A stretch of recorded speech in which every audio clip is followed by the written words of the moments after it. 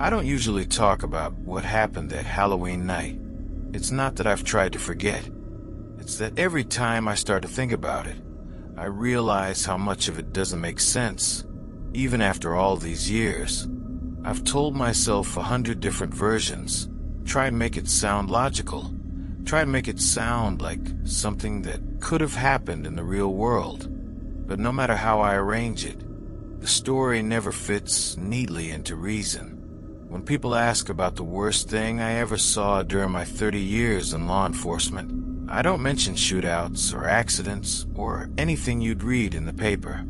I tell them it was a night when 3 kids went out trick-or-treating and never came home. It's been over 20 years since that Halloween. I'm retired now, living quietly just outside of Red Hollow, Ohio, a place most people wouldn't even notice if they drove through it. It's the kind of small Midwestern town that looks peaceful on postcards.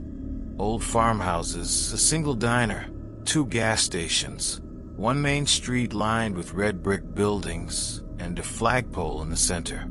The kind of place where people wave when they pass you on the road, even if they don't know your name. Back in the late 90s, Red Hollow still held onto the kind of innocence you don't see anymore. Every fall, the air would fill with the smell of burning leaves and wood smoke. Kids would walk to school in jackets too thin for the weather, their breath visible in the morning air. And Halloween was the highlight of the year for them. Every porch decorated, every adult outside handing out candy, and the entire town seeming to pause for one evening just to enjoy itself. In 1999, I was still working as a sheriff's deputy. I'd been on the force for almost 15 years at that point. I'd seen my share of domestic disputes, thefts, and drunk driving calls, but nothing that ever really haunted me. That Halloween felt ordinary, even predictable. I was scheduled for a simple evening patrol during trick-or-treat hours, just to make sure kids were safe, no one was speeding, and no teenagers were stirring up trouble. It was one of those crisp evenings where the fog rolls and just as the sun disappears, and the streetlights glow like tiny orange orbs through the haze. I remember thinking it looked beautiful, how the mist clung to the edges of the yards, how distant laughter echoed through the streets. Parents were sitting on porches with hot cocoa. The whole town seemed at peace. Around 7 p.m., I stopped by the elementary school, where volunteers were handing out cider and cookies. I waved to a few parents I knew and joked about how busy the night would probably get with all the candy-hyped kids running around. I had no idea that by the time the fog lifted, 3 of those kids would be gone forever. The call came in a little after 7:30. Dispatch said a mother on Cherry Lane was reporting that her son hadn't returned home yet. He was supposed to be out trick-or-treating with 2 of his friends, 9, maybe 10 years old, all of them. She wasn't panicking yet, just worried. When I pulled onto Cherry Lane, it still looked normal, porch lights glowing, decorations rustling in the wind, groups of kids walking together with pillowcases full of candy. I parked and walked up to the house. The mother, Mrs. Collier, said her boy Ben was out with his friends Tyler and Jacob. They'd started their route around 6 and promised to be home by 7:30. She'd already checked with the other parents. None of the boys were home. At that point, I tried not to overreact. Kids get caught up in the fun, lose track of time. It happens every year. But something about her eyes made me uneasy. She looked genuinely afraid, not just anxious. I told her I'd take a quick drive around the nearby streets and check the park area.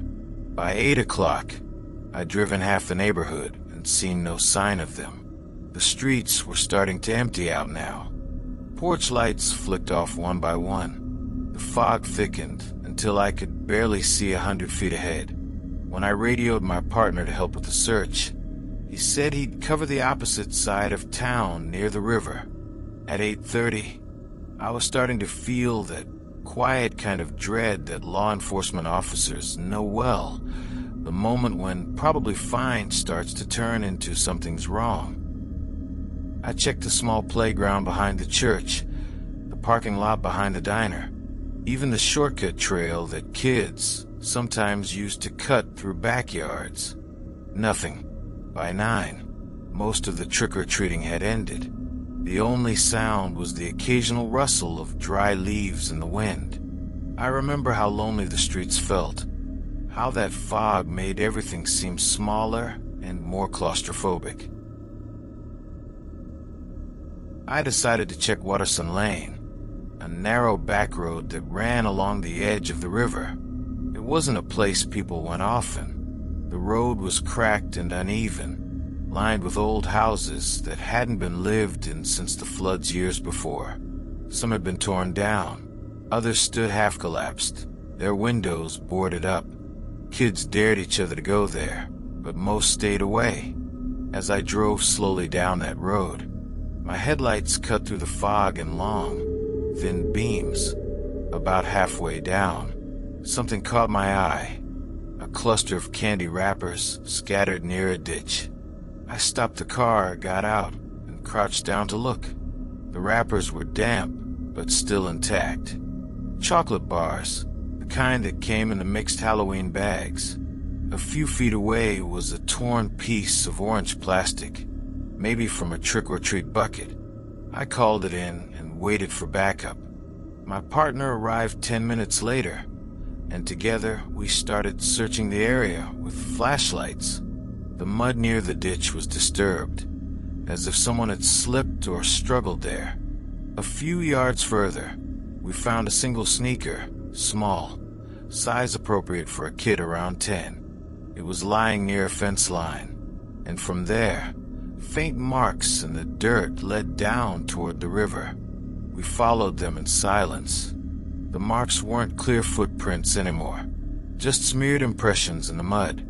When we reached the riverbank, they stopped entirely. The water was calm, moving slowly under the fog, the surface reflecting the orange glow of distant streetlights.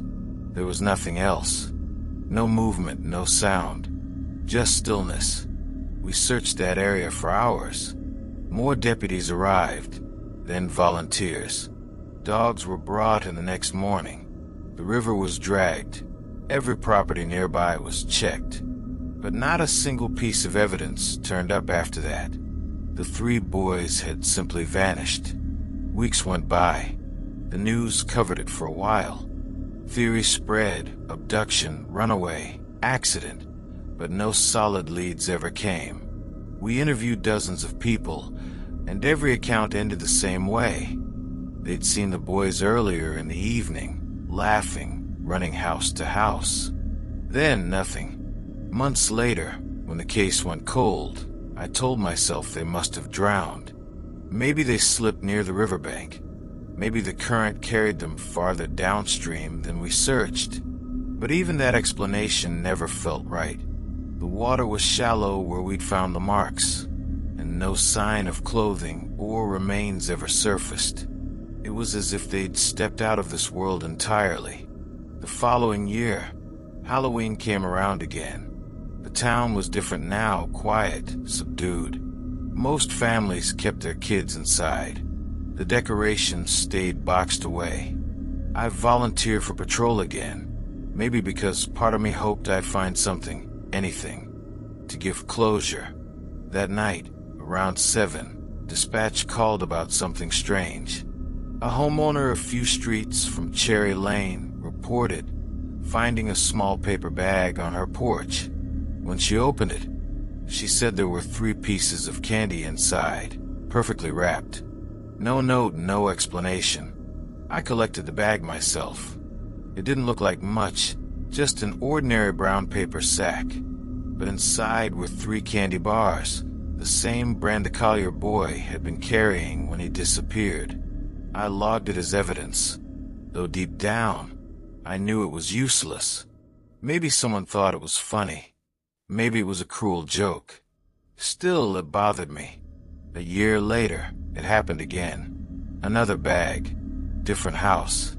Same candy. Always on Halloween night. Sometime between 7 and 8. By the 4th year, people in town started whispering about it. Parents swore they saw small figures near the river late at night. Others claimed to hear children laughing faintly through the fog. I didn't believe any of it, not really. But I couldn't ignore what kept showing up. On the 5th Halloween after the disappearances, I parked my car on Watterson Lane just before dusk. I didn't tell anyone. I just wanted to sit there and see for myself if anything happened. The road was still abandoned, silent except for the faint sound of water moving in the distance. The fog rolled in thick and low, swallowing the headlights of passing cars far behind me. Then, around 7:30, I noticed movement in the fog. 3 shapes, faint but distinct, about the size of children. They were standing near the ditch where we'd found the candy years before.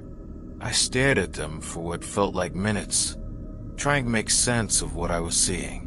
They didn't move toward me. They just stood there, side by side, facing the river. The moment I blinked, they were gone. When I stepped out of the car, the air was so cold it stung my throat. The ground was wet again. The grass bent as if someone had just walked through. I searched every inch of that spot, shining my flashlight along the road. Nothing. When I turned back toward my car, there was something resting on the hood. A small paper bag, neatly folded. Inside were 3 pieces of candy. I never went back to Watterson Lane after that. I retired the following year.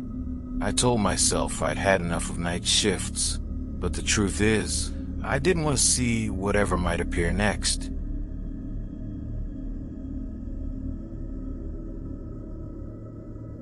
I've worked in radio most of my life. Not the kind of radio that gets you fame or awards, just the small-town kind that most people only tune into when they're driving late at night and there's nothing else on. For over 25 years, I hosted a show called Midnight Hour FM out of a local station in northern Pennsylvania. It was a simple format, soft rock, community announcements, and the occasional caller who just wanted to hear a familiar voice while driving through the dark. I used to think there was a certain comfort in the routine of it. Every night, I'd pull up to that same brick building at the edge of town, unlock the glass door, and climb the creaky stairs to the studio. The smell of dust and old coffee lingered in the air. I'd power on the switchboard, cue the intro music, and start talking to a handful of strangers scattered across the quiet backroads of Pennsylvania. For a long time, that was my life. Familiar, predictable, and maybe even a little lonely. But there was one night that changed the way I felt about everything. It happened on Halloween in 2003.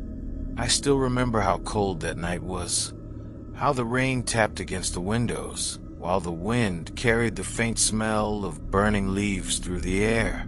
I was scheduled to cover the late shift from midnight to 4. Most of the younger hosts wanted the night off to go to parties, so I volunteered. I didn't mind the solitude. Halloween always made me nostalgic for the days when I used to take my daughter trick-or-treating before she grew up and moved away. I got to the station around 11:30 p.m. The place was quiet as usual. Just the hum of fluorescent lights and the low static of the transmitter in the next room. Outside, the parking lot was empty except for my old Chevy. The rain had stopped by then, but the air still felt heavy, almost like the atmosphere before a storm. I settled into the booth, adjusted the microphone, and ran a few ads to start the show. The first hour was uneventful, just a few requests from regulars, a couple of truckers calling in from the interstate. Nothing unusual. Around 1:12 a.m., though, I noticed something strange on the call screen. There was a line active, but no caller ID. Normally, even when people block their number, It showed a generic unknown. This one was blank, just a line lit up with nothing else. I hesitated, then pressed the button to patch it through. For a few seconds, there was only static. I waited, thinking maybe someone had dialed accidentally. Then, through the static, I heard what sounded like faint breathing, not the quick kind that comes from panic, but slow and shallow, like someone who'd been crying for a long time. At first, I thought it might be a prank. Halloween night was a magnet for strange calls. I kept listening, waiting for someone to say something. Then I heard a voice, quiet, strained, almost trembling. It was a woman. Her tone wasn't the exaggerated kind you'd expect from a prank caller. It sounded tired, broken even. She said she needed help, that someone was outside her door. She kept repeating that she didn't know what to do, that she was alone. I sat there frozen for a moment, unsure what to say or do. Usually, when someone called the station in distress, it was about something simple: car trouble, loneliness, a bad breakup. This felt different. There was a rawness in her voice that made my stomach tighten. The strange part was how clear her voice sounded through the static, as if she were speaking directly into the microphone in the room beside me. She mentioned she lived outside of town, near an old road called Stillwater Drive. I recognized the name. It was a small cluster of homes near the lake, maybe 15 minutes away from the station. Then suddenly the line cut out. The static vanished, replaced by silence. I waited for her to call back, but she never did. I logged the time and the brief details, just in case, and played the next song while I tried to collect myself. A few minutes later, I decided to call the local sheriff's office. I told them about the call and the location she mentioned. They said they'd send a unit to check it out and would let me know if anything turned up. The rest of the night passed slowly. I played more music, took a few normal calls, and tried not to think about the voice. But even through the songs and commercials, I couldn't shake the sound of her breathing. The way it trembled, like she was holding back tears. Around 3:45 a.m., just before my shift ended, I saw the phone light up again. Same blank screen. I picked it up immediately, but this time there was no breathing, no voice, just a faint sound that I couldn't quite identify. It was rhythmic, distant, and uneven. It almost sounded like tapping. Then a low static hum filled the line and cut off again. When my shift ended, I called the sheriff's office back to ask about the address. The deputy told me they'd sent a car out to Stillwater Drive, but there was no one home at the property that matched the description. The house was dark, the front door locked. No signs of disturbance. They figured it might have been a prank from a nearby payphone or something similar. I went home that morning trying to put it out of my mind, but the call stuck with me. I couldn't stop replaying her tone in my head. The quiet panic, the sound of someone trying to stay composed while holding back real fear. A few days later, I decided to drive out to Stillwater Drive myself. It wasn't far, and part of me needed to see the place, to convince myself it was nothing. The road was old, lined with tall pines that blocked most of the sunlight even during the day. The houses were spread far apart, and some looked abandoned. When I reached the address that matched the one in the county records, I felt uneasy before I even stopped the car. The house was small and set back from the road, its paint faded and its windows covered with thin curtains. It didn't look lived in, at least not recently. The yard was overgrown, and the mailbox leaned to one side. I sat there for a few minutes, trying to decide whether to get out. Then I noticed something odd, a faint sound of static. At first, I thought it was coming from my car's radio, but it wasn't turned on. The sound was coming from outside, somewhere near the front of the house. It was faint, like the background noise of a radio left on low volume in another room. I didn't stay long. I left without going to the door. I told myself it was probably some old TV or radio picking up interference, maybe from a nearby tower. But as I drove away, I realized that none of the other houses on that road had antennas anymore. The following Halloween, I was scheduled for the same shift. I almost turned it down, but part of me felt like I needed to face it, to convince myself that night had been nothing but a strange coincidence. I started the broadcast as usual, music playing softly, the quiet hum of equipment around me. Then, right around 1:12 a.m., the exact same time as the year before, the phone line lit up again. Same blank screen. I stared at it for a long time before answering. When I finally did, there was static again, followed by a faint, rhythmic sound. This time, I recognized it clearly. It was tapping, 3 slow, deliberate knocks. After that, the line went dead. The next morning, I checked the call logs. There was no record of any incoming call during that time. Just a blank entry, like the system hadn't registered it at all. In the years since, every Halloween at exactly 1:12 a.m., the phone line lights up again. It never lasts more than 10 seconds.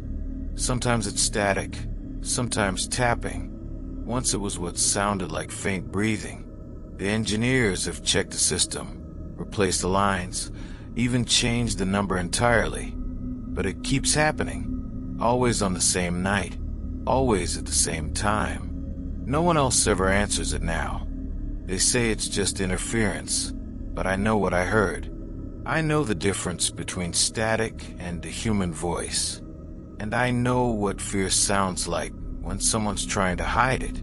I still host from time to time, though not often anymore. But every year, when Halloween rolls around and the clock hits 1:12, I find myself staring at that phone light, waiting for it to flicker to life.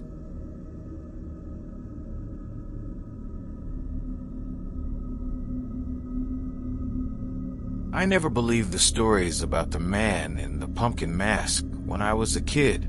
It was one of those local legends people around my town in Indiana used to whisper about every Halloween, mostly to scare the younger kids.